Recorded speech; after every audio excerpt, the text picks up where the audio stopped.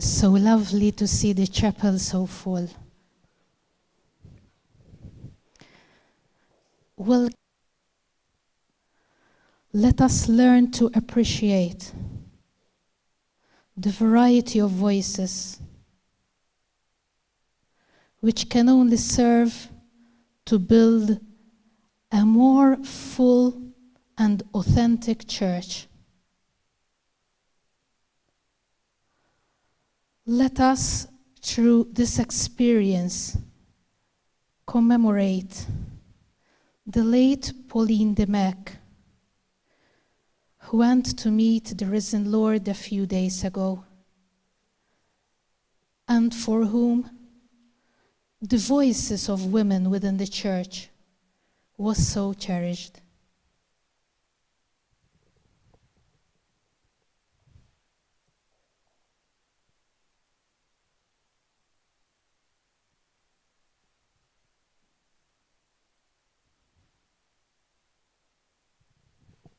Please sit.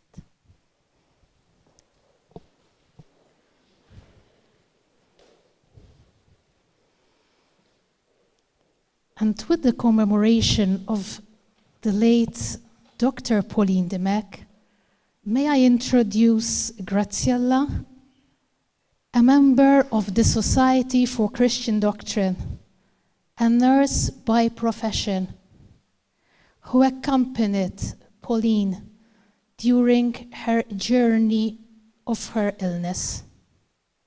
Thank you, Graziella, for being here with us.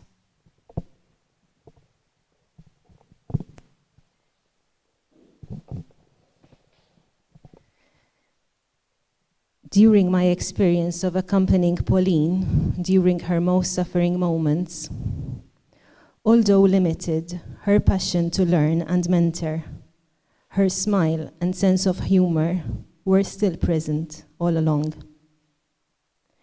I can attest that Pauline was a woman of great wisdom and intelligence, with a compassionate heart, always open and filled with love towards others.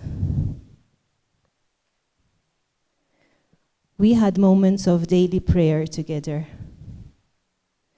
She not only knew Christ, but was one with Christ.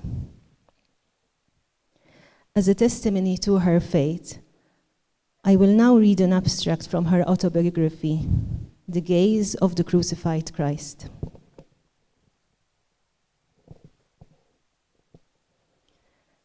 I had been trying to be with God, to gaze at God, to feel His presence. And I realized that God was one step before me. He wanted to be with me, to gaze at me. He wanted to feel my presence. He wanted me to experience Him at His most vulnerable moments.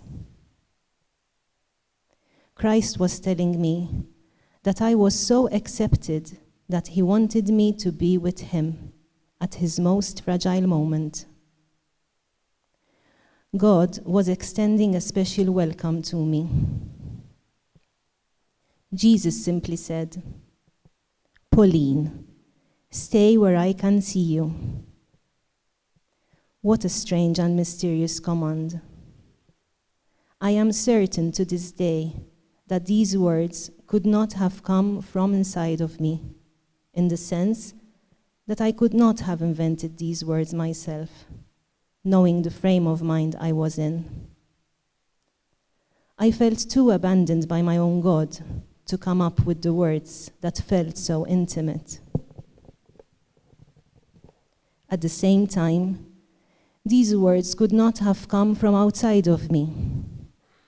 I heard them with my inner senses, but heard them loud and clear. I have since then spent years trying to comprehend these words, and I often come back to them in my meditation and prayers. But the voice was very clear. Stay where I can see you. That is, Remain close to me. Do not hide from me. Let me be present in your life. Do not let anyone or anything get between us. Do not let anything or anyone hide me from you or hide you from my vision. The loving gaze of Christ revealed to me God's desire for time with me, God's appreciation of me, God's acceptance of the whole of me, including my thoughts and feelings, and God's desire to experience me, to always have me by his side. I shared my retreat experience with the psychologist at the oncology hospital, and she told me that perhaps I should put myself in the position of Christ on the cross, gazing at the crowd. I too feel like my life is draining away. I too feel the contortions of pain and illness. I too feel the need to ask others to stay where I can see them. I need others to accompany me at my exit. I need to gaze at them and to love them. There will be days when I can no longer serve those around me. But I am hoping that I will be always able to love them and to be able to gaze lovingly at them.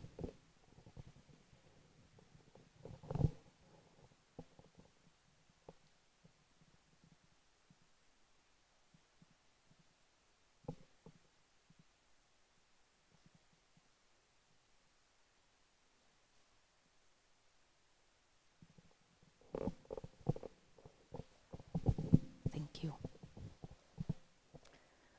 Let us now introduce today's speaker, Natalie Becker.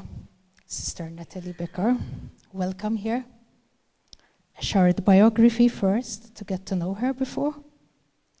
Sister Natalie Becker is a Savior sister, a French Ignatian-inspired order. She graduated from the HEC School of Management, Paris, in 1992 with a master's in entrepreneurship, and she obtained a double canonical baccalaureate degree in philosophy and theology in 2006 from the Sainte-Sèvres Faculté Jésuite de Paris, supplemented by training in sociology at the EHESS from 2004-2006.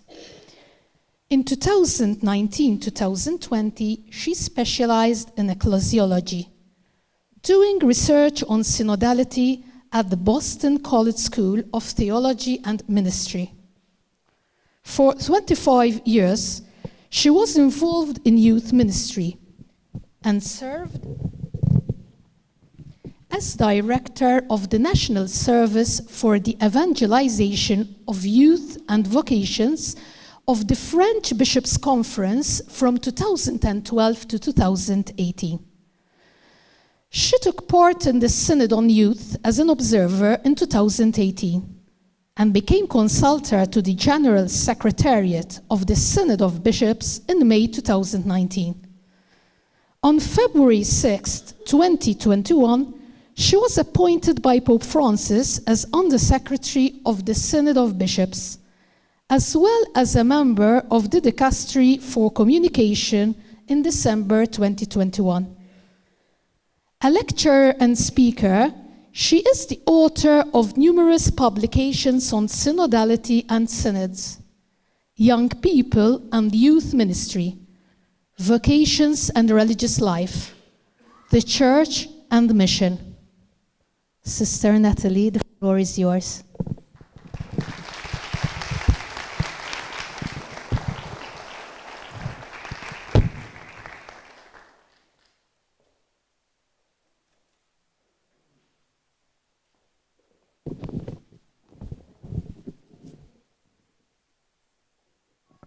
It works? Yeah?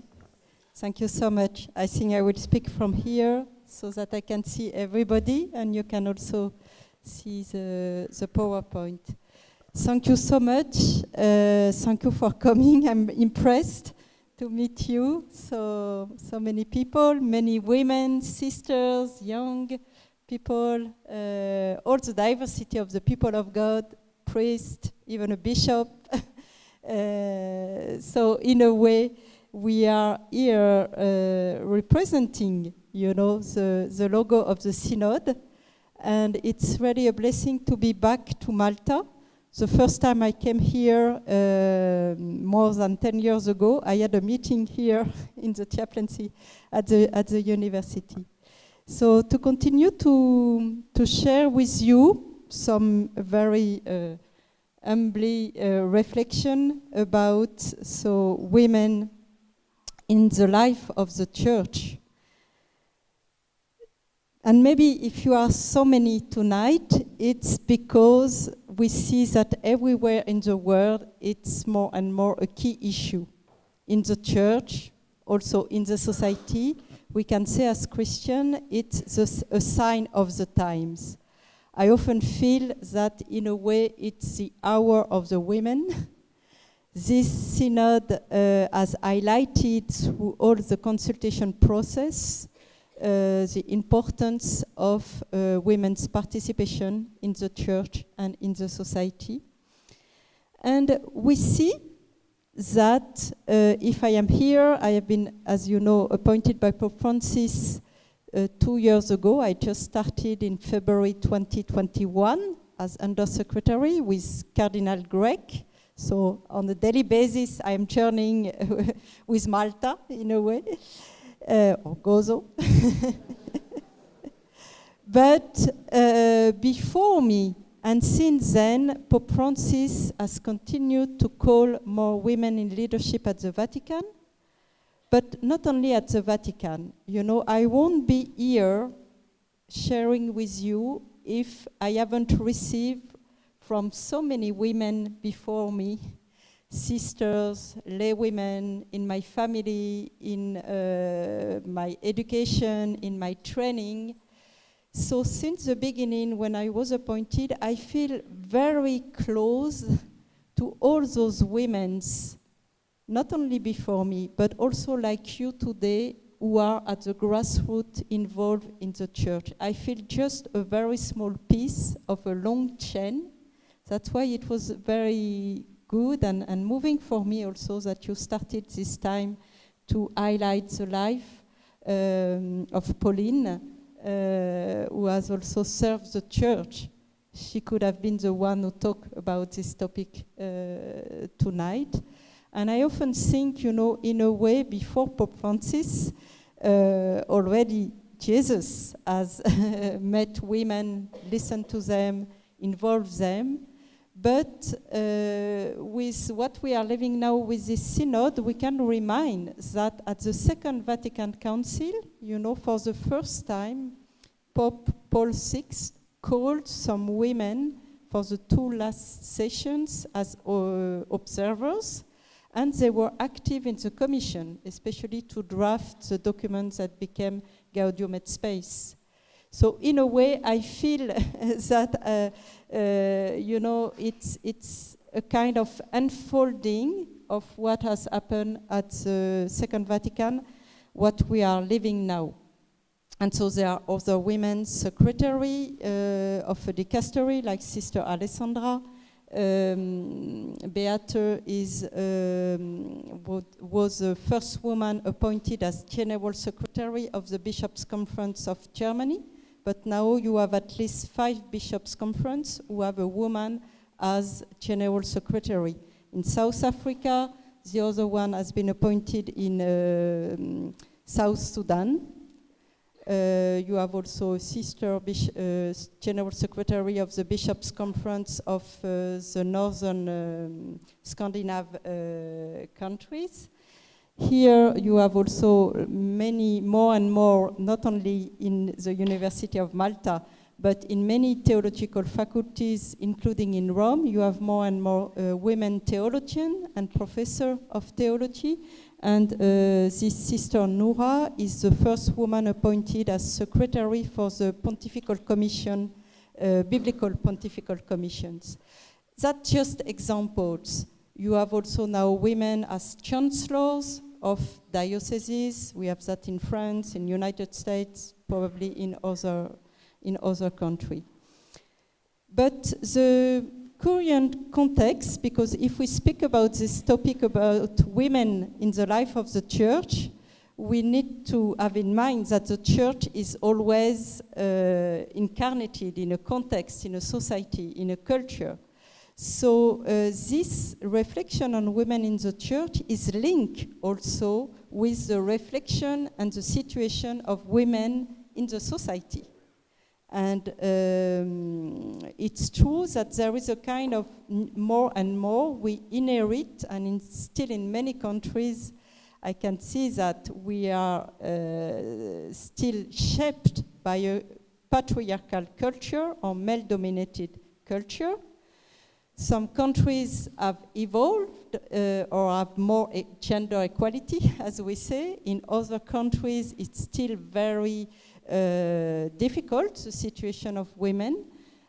But there is an aspiration everywhere today, and it's coming from everywhere, for more mutual respect, equality, even if maybe you have seen that the Women's Day just 2 days ago has highlighted that there are also some, like in Afghanistan or other country, you know, women are losing some rights.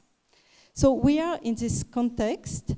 It's true that there is a kind of progress under the pressure of feminism and social evolution towards more parity, more diversity, and it's a long change of mentality. We can see with the Me Too movement, you know, that this issue is not only in the church, it's in many fields. But we can see also, especially with the new generation of young people, and that was very strong at the Synod on Youth, when you begin to listen to young people, you know, immediately they will speak about the importance of more women involvement, more women leadership, more gender equality. So it's really now an urgent call and strong aspirations. And it has been highlighted in Christus Vivit, after all this listening of young people, that, so Pope Francis is stating that, a living church can react by being attentive to the legitimate claims of those women who seek greater justice and equality. A living church can look back on history and acknowledge a fair share of male authoritarianisms, domination, various forms of enslavement, abuse, and sexist violence. With this outlook, the Church can support the call to respect women's rights and offer convinced support for greater reciprocity between males and females, while not agreeing with everything some feminist groups propose. Along these lines, the Synod on Youth, sought to renew the Church's commitment against all discrimination and violence on sexual grounds. That is the response of a church that stays young and lets herself be challenged and spurred by the sensitivities of young people. It's one among other statements that Pope Francis has done, so our texts are rather clear today. We should fight against any kind of discrimination. But the situation is that it's a long, it's a long way. Recently, I was also very blessed to have the opportunity to meet many women from different religions. It was the Dicastery for Interreligious Dialogue in Rome. They have organized a conference with women from 12 religions. Many also with responsibilities or different positions in their religions. There were 2 women rabbis one in Jerusalem, one in New York. So women from the Muslims, Jewish, Sikh, Hinduist. Well, it was very interesting because they shared about their experience, their own religion. All the women said, in our scriptures, in our sacred text, we have the vision of equality and mutual respect between men and women in our scriptures. But what we experience concretely in our religion, in our countries, is what I have tried to say, you know. So it's not this topic about women in the church is not only something we are living in the church, it's in each religion. And for me, that was very good and helpful also to hear the joy and the struggles of other women from other religions in different leadership positions. But now, in our ecclesial context, I think there is a greater awareness of these issues, and even the Pope is speaking more and more. Recently, he recognized that each time there are some women appointed in a dicastery with some responsibilities, things tends to work better. It's not because women are better, but what we learn in many different places is you are always better when you can have different lenses, we can say. You know, they have done many surveys in private companies in the corporate world, and they see that those who have the best results, who work well, are the companies with women in boards or in leadership position. It's not because they are women.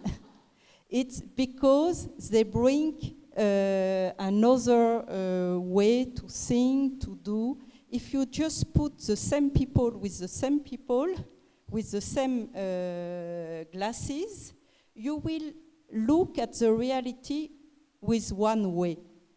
In our very fast-changing world, fast-changing society, like you are experiencing now in Malta, and in so many places, you know, taking decision in this world of crisis that is more and more unpredictable is not easy. So to do a good decision-making process, to take the good decision, you are always better if you discern together with different lenses than if you decide alone or only with people who think like you.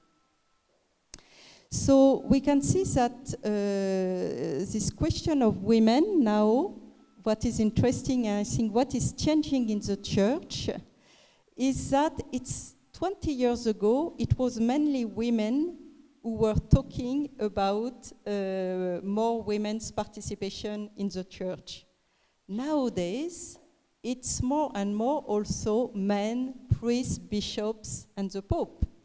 When I was appointed, I was very touched because I have received so many messages, of course from many women and sisters, but also from many priests, bishops, cardinals who told me, what a joy. It's not me. It's a fact that the Pope has appointed a woman there. And it gives them joy and hope because they feel we need to have more women in leadership, to work along with men, priests, bishops, cardinals. So we are in,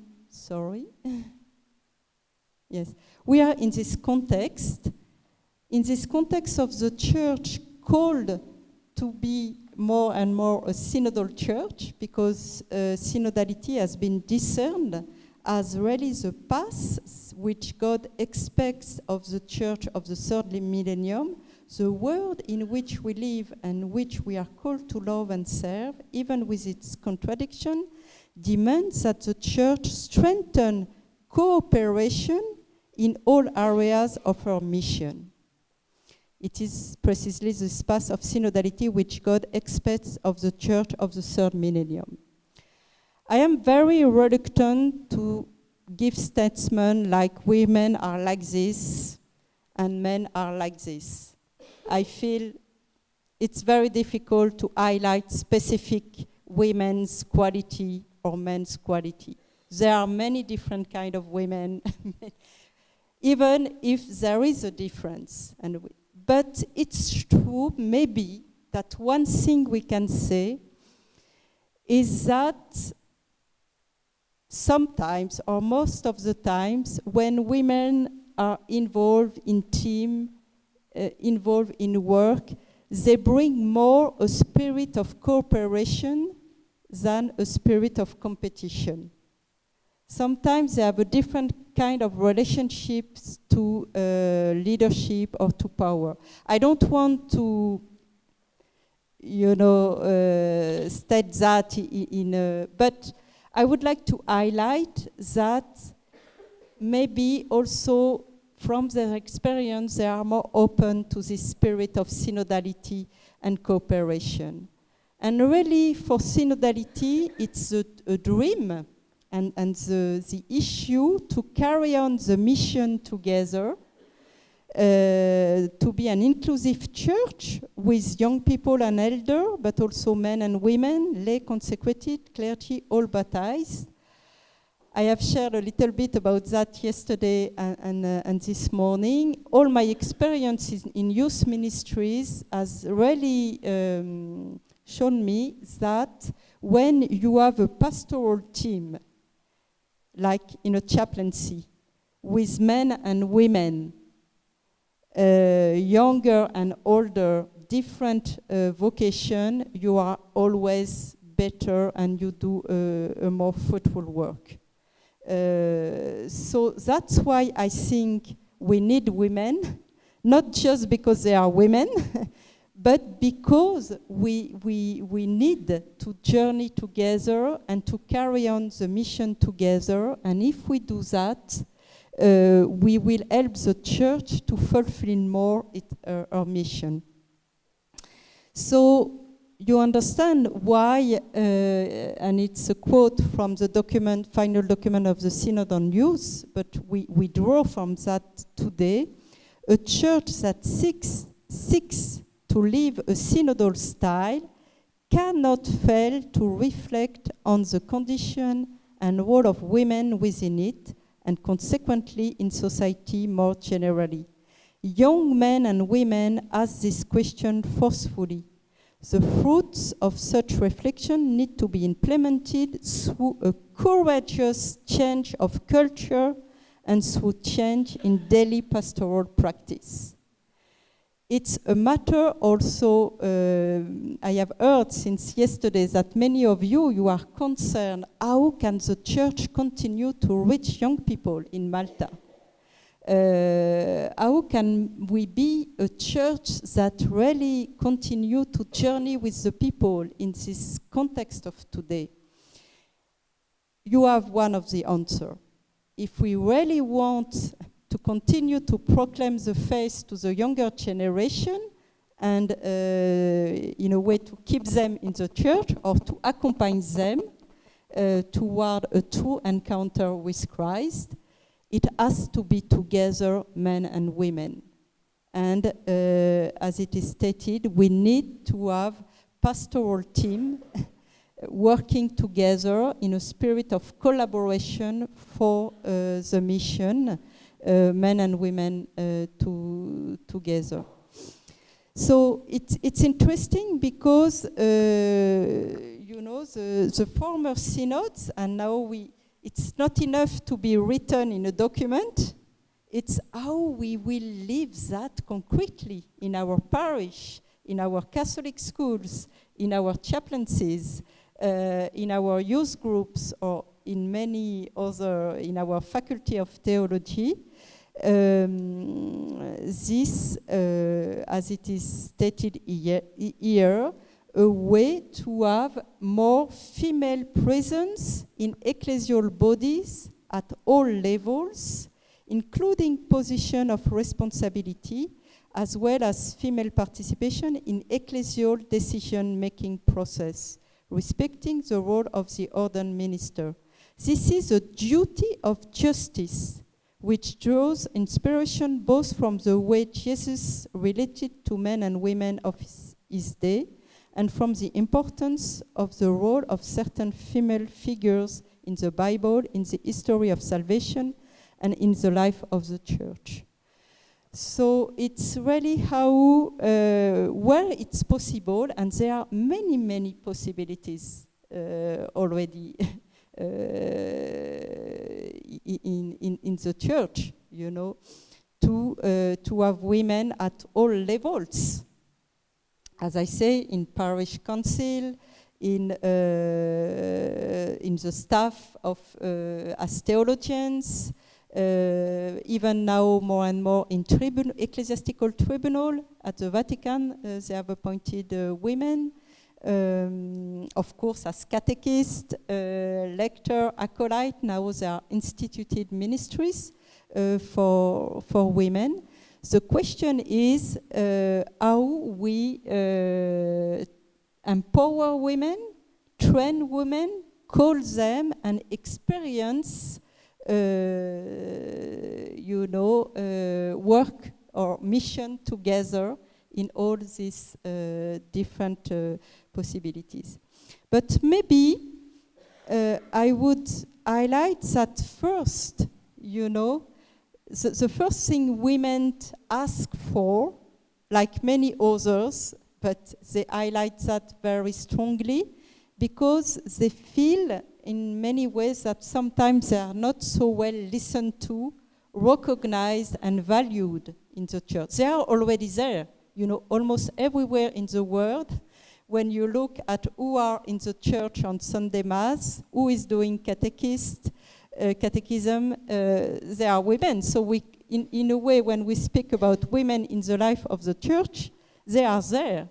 If women were not in the church, I don't know what the church will be, But the question is that in many ways and in many places, they are not so much visible or so much recognized and valued as also missionary disciples and apostles.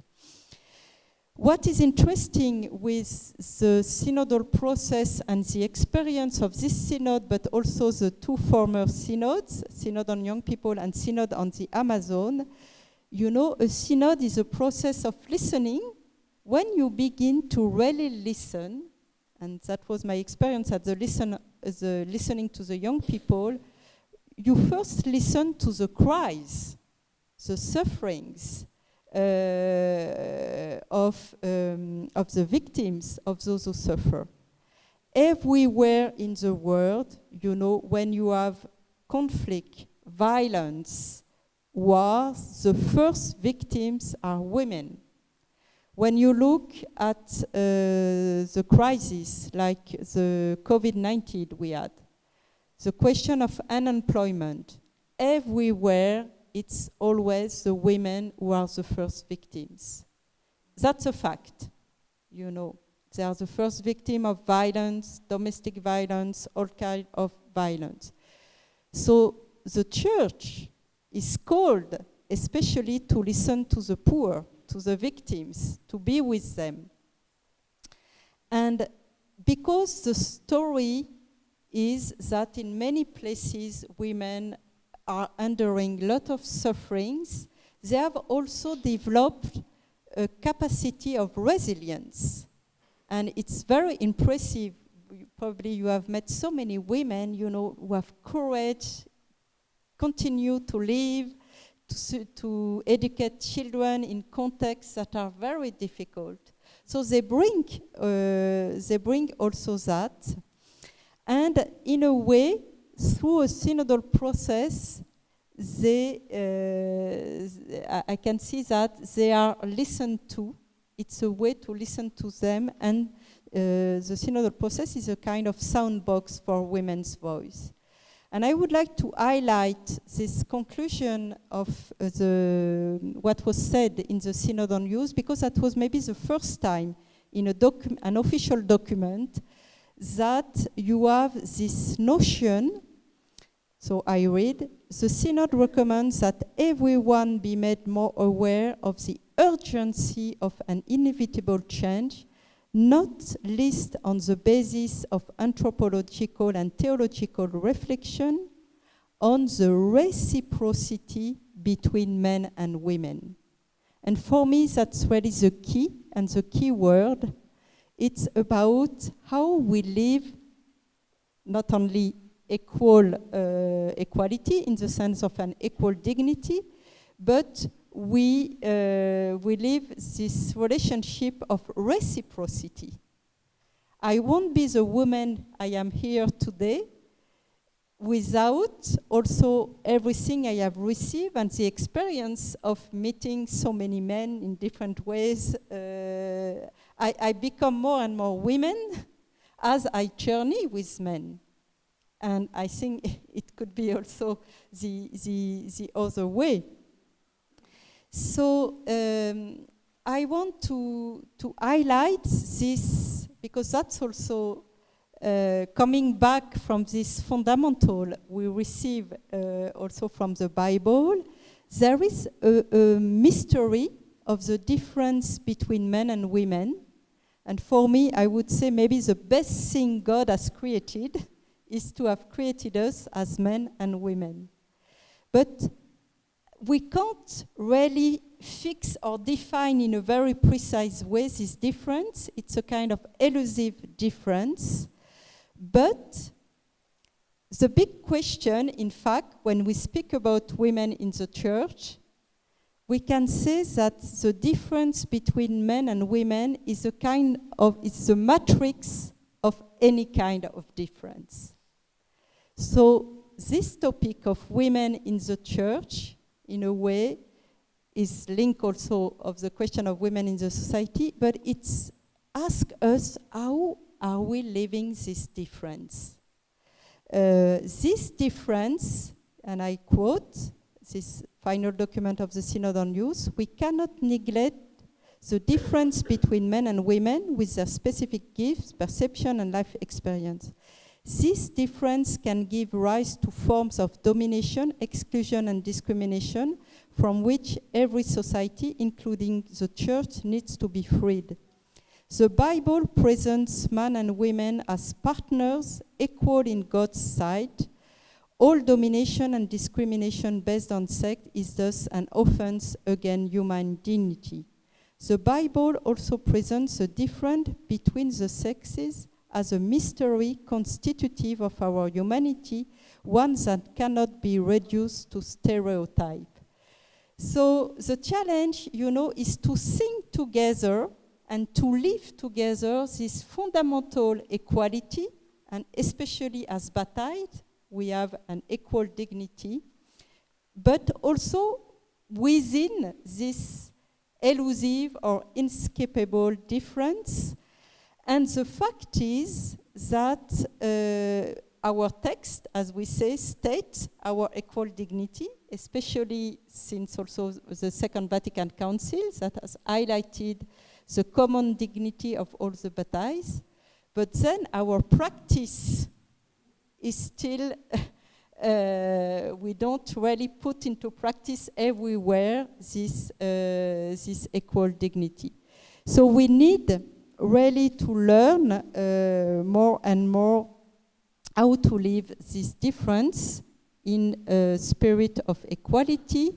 As I said, it's about living a pattern of domination, male domination or competition, to enter into a pattern of reciprocity, cooperation, and to learn, mutual trust. We can say share mission, share leadership, and it's an adventure. It's not easy because we are different, but at the same time, it's really an important call and it's also for the future of the church and for the fruitfulness of the mission of the church. It's a key issue to reinforce women's participation. And my last word, because we just have a few 1 minute, I would like to conclude with what has been said about women's participation in, because now we are at the continental stage of this synod. Those who haven't read it and would be interested, I invite you to read the working document for the continental stage. That is a way to synthesize all the national synthesis, so the synodal consultation done everywhere. We have seen that the call for a conversion of the church culture for the salvation of the world is linked in concrete terms to the possibility of establishing a new culture with new practices and structures. A critical and urgent area in this regard concerns the role of women and their vocation, rooted in our common baptismal dignity to participate fully in the life of the church. A growing awareness and sensitivity towards this issue is registered all over the world. From all continents comes an appeal for Catholic women to be valued first and foremost as baptized and equal members of the people of God. So we are in this process, and we have to open, where it's possible, new experimentation to, like Pope Francis is doing at the Vatican, but it's not enough that Pope Francis is doing that at the Vatican. What we hope is that it will inspire more and more women in leadership position at all levels of the church. And in all church bodies, we can say, like you have so many in Malta. Thank you for your attention.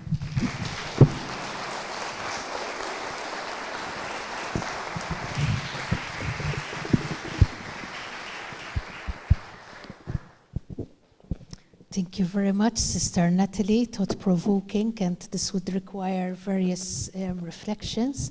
And now it is time for questions. So Sister Natalie will take a number of questions from your end.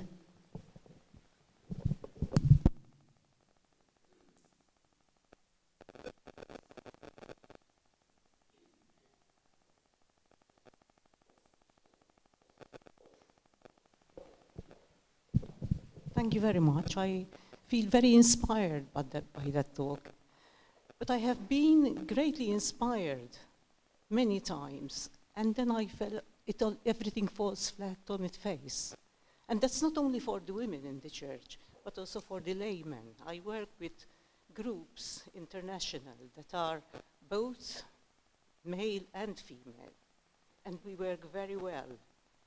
But again, in the places that matter most, where our voices will be heard, we are not represented at all. There are, if you have read, well, I'm sure you know about when the Amazon Synod was there, they weren't even, the sisters who worked in the Amazon were not even allowed to take a vote. So how many times are we going to be inspired and nothing happens? I've also read all the documentation for the Synod as soon as it came out. I couldn't find anywhere where to go, so I joined an overseas one, and I went on to the German one as well. So it's not, we cannot do anything to put ourselves in a position where our voice is heard. We need people who are in those positions to say, yes, we welcome you. And we don't know how to do that. We just carry on with the work, and many people just turn their backs and go off then. So that's my comment. It's been running through whatever I was very pleased when you were elected in the position where you are. But yes, I thought maybe a door is opening, but the doors don't seem to open. I don't know, and it's not my personal experience only. I'm in touch with many colleagues in many countries, and it is the same problem everywhere. And these are people in positions where their voices should be heard.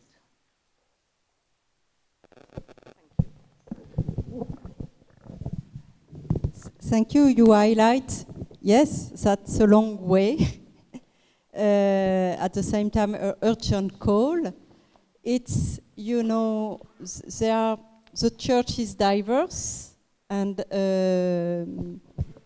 we need also to, as you say, there are things we can propose as, you know, as lay people.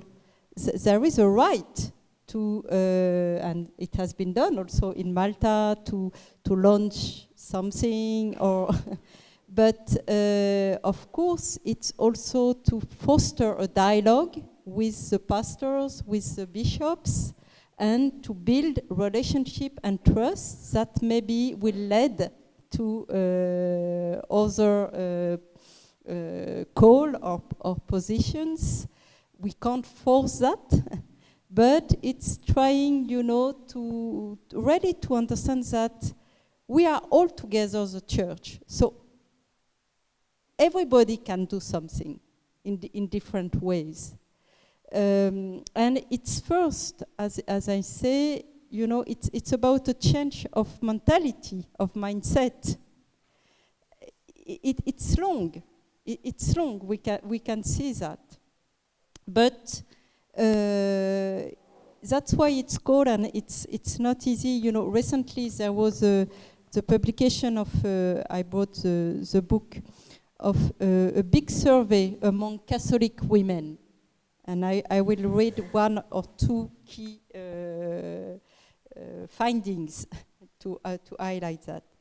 Catholic identity was a great importance and a source of self-identity and meaning for a significant majority of respondents, because it has been done all over the world. Respondents' lived experience of Catholicism reflected the many different cultural and communal contexts within which their faith was practiced. So there is not one way to be a Catholic woman.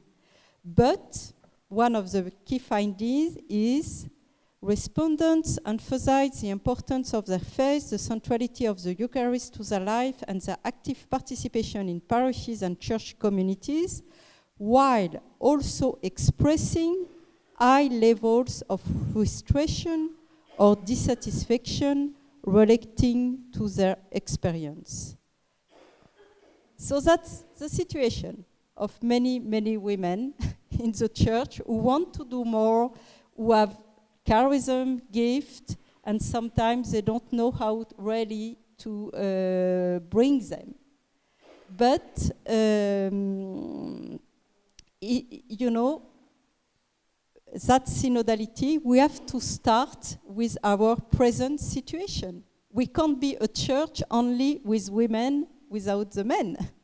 Or we can't be a church only the priest on one way.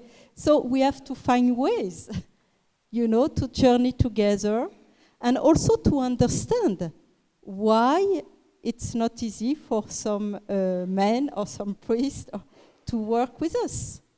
Or, you know, it's because we inherit, as I said, from another mindset, and so it's a long way. But the fact that I think it's to continue to be there, and we have heard a beautiful also testimony. Sometimes, you know, with also those sufferings, frustration. That's why we can't live synodality and walking, journeying together without also following Christ in his kenosis path. it's a Paschal journey. But at the same time, we have to help, as has been said, to implement, that it's not only text, but to implement ways to involve more women in decision-making process and in leadership, because that's a matter really also of for the good of the church. It's not because we want to, but it will be a better way to serve the society as church and to evangelize, especially the new generation.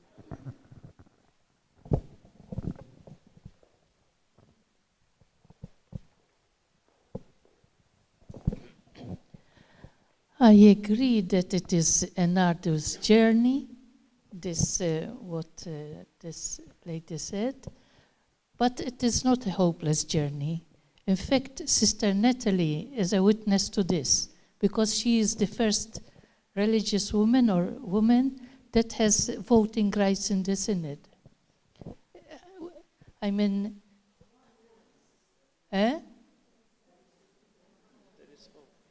is, because the process, it goes like that too. It's not all at one go.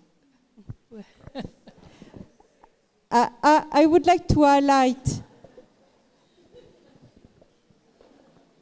I would like to give you also, because it's not alone. It's, what is important in a synod. If a synodal process works well, the aim of synodality is to seek the truth and to build a consensus. If you look at synods, at the end, the synodal fathers vote the final document paragraph by paragraph, but it's almost 100%. So it's true that the vote is very symbolic, and especially in our society, everybody is focusing on the vote. But the most important is not, for me, it's not at all to have a woman or some women who vote at the end. The most important is to have women involved at all stages of the process from the beginning, not just to vote at the end when it is just to acknowledge that we achieve a consensus. And what I would like to highlight is, if you think back to the Council, Second Vatican Council, all the bishops, we know the role of the periti, the experts, they were all theologians, priests, and men.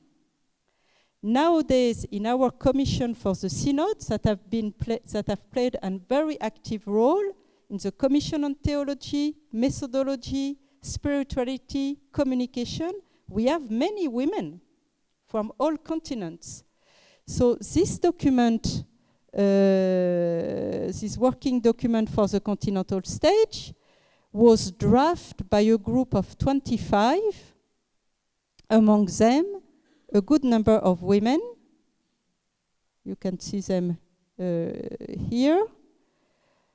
And it changed also. It's just an example.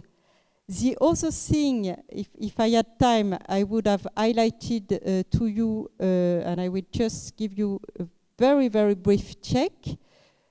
The association of what they call the World Union of Catholic Women Organization has done recently, they just published 2 days ago, a survey among the women who took part to the diocesan synodal team or national synodal team.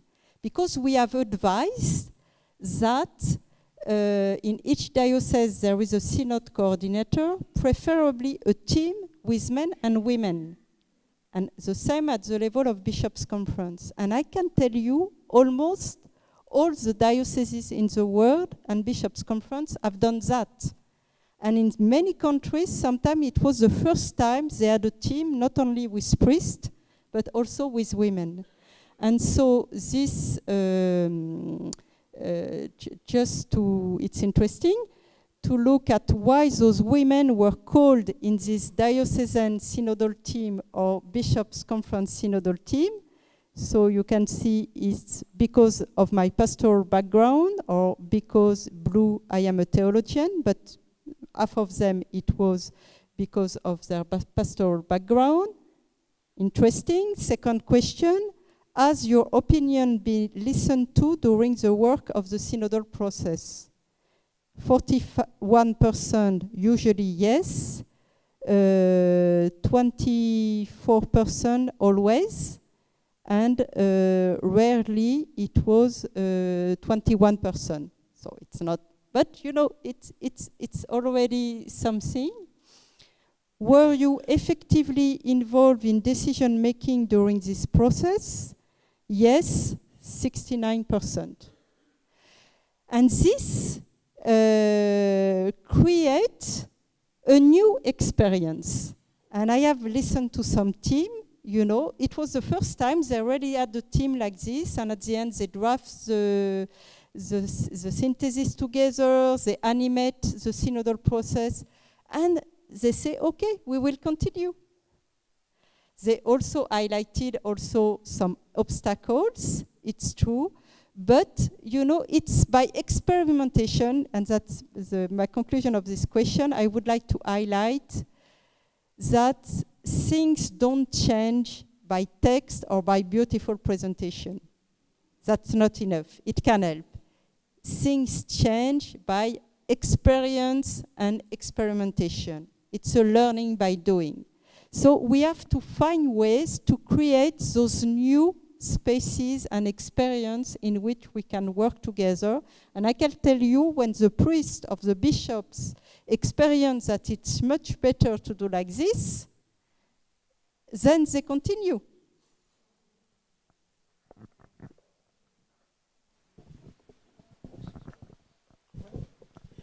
Thank you.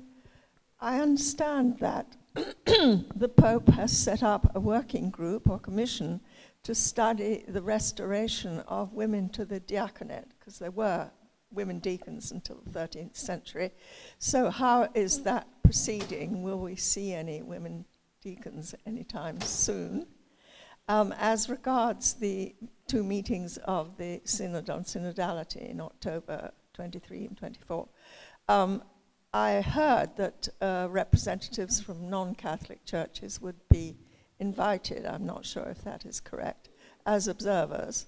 If it is correct, would any of these observers then be women, ordained women?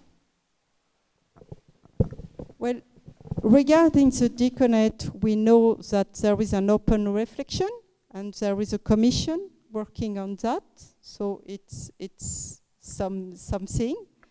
We can see also through the synodal consultation or this international survey of Catholic women that for some women it's something really they call for.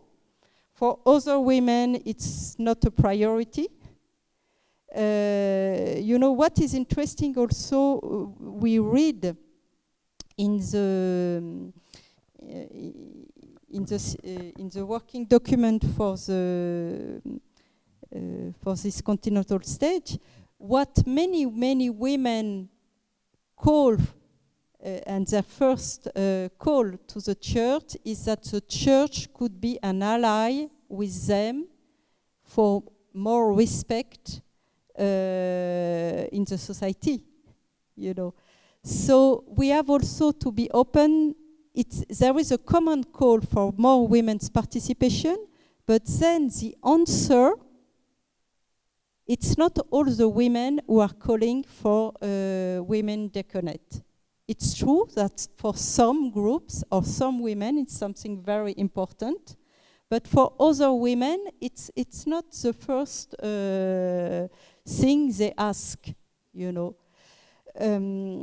We are in a process really through also this synodality to try to get rid of a pattern of clericalism and to become a more synodal church in which all baptized are missionary disciples and involved in the mission of the church. How to do that? Some says maybe we should be more creative and have a diversity of ministries, and it has begun to have also those new ministries. Would it be also through the experience of women diaconate? It's open, but there need to be a discernment at a time to reach a consensus for a decision. And at the end, it's a synod is consultative. So at the end, it's also the Pope, you know. So that's what I can say for the moment.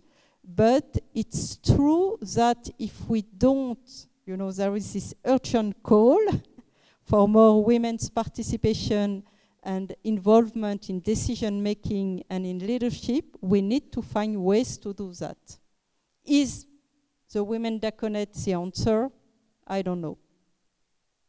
We can, what is sure is that we can already do a lot nowadays, you know, and there are also many new experimentation. I can give you two examples from France, because I am from France. Now, all our bishops in France have a bishop council with lay people, men and women. And that's their main council to discern and to... 20 years ago, it was not the case. Even now, 3 bishops have begun a kind of new experimentation. They have decided that they will not only have a vicar general, like, you know, all bishops have a vicar general, that is really, but they have called a woman to be, they call her general delegate, to work very closely with the bishop and the vicar general about all the governance of the diocese. And it changed, and it helps those bishops who have begun that find it's a very interesting model. It's open. It could be something. And other examples, the bishops in France have voted and decided at the last plenary, well, 1 year ago at the plenary assembly, that all the seminaries in France should have at least one woman in the staff with the right of vote about the discernment of the seminaries. And as a way, there were already some experimentation, but now it's mandatory for all formator teams at the seminaries. They need to have at least one woman. There are many things like that that can be done, you know, and it's because maybe we will see some or have ideas that things could be open. Even now, you know, it's the first time we have more and more women as president of a Catholic university. It's a very important position, or president of the Caritas, or headmaster in a Catholic school. It's a very important mission. But we need to also highlight that.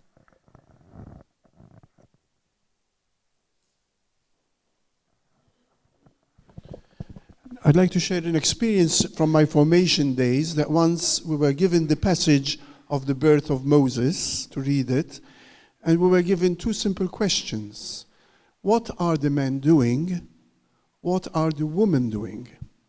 And in our group discussion, then it came out very clear that the men, the Pharaoh, and they were trying to control, to kill, to destroy, to dominate, whereas the women were very clearly, they were trying to nurture, to protect life, and very interesting as well, they were collaborating, even across boundaries. And I think it made me very much aware that the qualities that the women bring are very much these qualities of nurture and collaboration. And I think it's very important to keep in mind that the way that men exercise power and the way that women exercise power is very much different. You know, there's a kind of a soft power which is very powerful, sometimes even more powerful than the when it's imposed. You know, and I was always kind of also inspired by that phrase, that proverb that says, "The hand that rocks the cradle is the hand that rules the world." It comes from the English kings were nurtured by their nannies, and very often when they grew up, they had the ear of the king. They could influence the king. So I think it's very important also not to see issues of power as having the right, to do this or to impose, but the qualities that we bring. Because sometimes you can have a woman in a position of authority or leadership, but she exercises it too much in a masculine manner. What we need is much more a feminine approach. Especially in the context of today's world, the war that is on. Do women have a role, maybe, to have cross-boundary collaboration to try and bring about peace? Thank you so much. Yes, I think you highlight what is really a key issue for today, for synodality, but also for the society. It's about a new style of leadership for men and women. But sometimes women bring that more, as you say. That is a servant leadership and a collaborative leadership. That's what we need to learn. And that's this synodal style of leadership through listening, collaboration, consultation. And I can tell you, I did a research on synodality, that was one of my outcomes. When you do that, you have much more impact, or your decisions are much more well received than if you decide alone in an authoritarian top-down way. If you decide not alone, but with this collaborative style with others and bringing especially men and women together, you will take better decisions. So that's, and that's why we know also, and Pope Francis reminding that very recently, that for the good of the world, for our common home, for peace, we need to have more women on board and more women involved in leadership.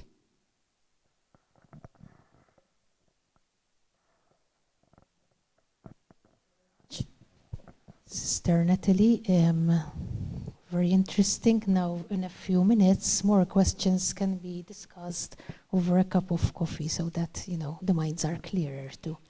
We invite Professor Nadia Delicata, the delegate for evangelization within the Archdiocese of Malta, to round off the discussion.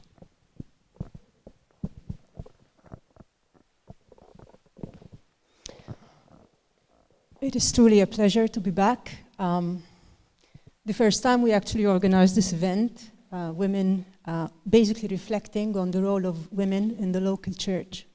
Some of you might remember, it was in 2018. We were still in a very small room, but some of you I definitely remember being in that small room. But it was an event that spoke to the women who were present and the few men. Father Paul, I certainly remember you being there, and to the few men who were present on that day. And the following year, we decided to hold it here. And it was the year 2019. I definitely remember that day. It was a very powerful gathering. Some of you were also present here. Many women shared their experiences in the church, some of which were very painful experiences in the church. The following year, 2020, we met again, even though it was literally a few days before lockdown. COVID, I guess, stopped these gatherings, but I am truly, truly honored that this year we gathered again, and with you, Sister Natalie. And once again, I would like to repeat what I had said in 2019, and we kept the promise until 2020, but then COVID rudely interrupted us, that all the women especially who would like to be part of this journey, we gather, we bring our names together, and we continue this journey together. I also want to share with you a little bit of my personal experience. I started at the Faculty of Theology, and I had the questionable, very questionable honor of being the first female faculty member at the Faculty of Theology. I studied in Canada, I studied in Toronto, and to me it was normal to have female professors of theology. But my first day of entering in the classroom, a student stood up, a layman, to be clear. A student stood up and told me, "And what qualifications do you have to be up there?" I took a deep breath and I said, "Well, I actually did defend my doctorate and I was hired and here I am. So I guess those who hired me decided that I am qualified." That was the only time that that question was posed. And the reason I am saying that is because I think the biggest challenge that we are facing is of a crisis of imagination. I think in fact, we find it difficult to imagine women in a leadership role in the church. I think that is part of the crisis we are facing. And before we start imagining it, before we start believing it, I think many of us women are going to continue feeling that we don't have, that we are not empowered enough. But it is not true. We are empowered enough, and we are empowered by virtue of our baptism. 4 years ago, I also had the honor of being called to a leadership position. It has not been easy, because yes, it is not easy to be seen as a female leader in the church. So that is why I'm saying, I think I know from experience, that it is more a matter of imagination than it is a matter of fact sometimes. But it has been a true privilege to truly walk in this road. And one thing that Sister Natalie today said was certainly very true. When you work very closely with men, you do realize that you are a woman and you become more of a woman. So I think that has been the huge learning curve for me personally. And I hope it has also helped the many men whom I am truly proud to call my colleagues, especially at the faculty. Dorian is also another colleague at the faculty. Dr. Pauline de Meck, whom today we are mourning again, but also the many colleagues and superiors in the church in general, in the local church. There are, in fact, many women, and some of you are definitely here, who are true leaders in the local church. And I think we also need to undergo our own conversion experience and truly believe that we are making a difference. That's my final reflection. If you allow me, next year I hope that we meet again. Please go ahead, and if you haven't jotted down your name, I hope we have a paper somewhere that we can do it, so next year we have this gathering again. Thank you.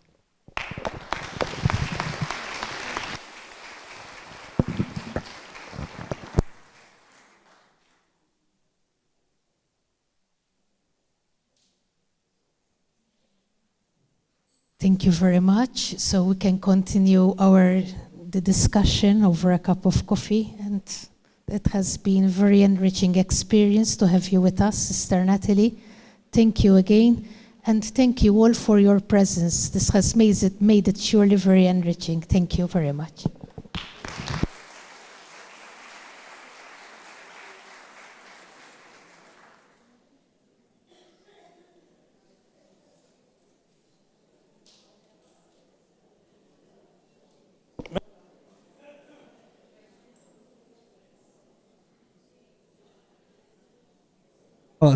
All right.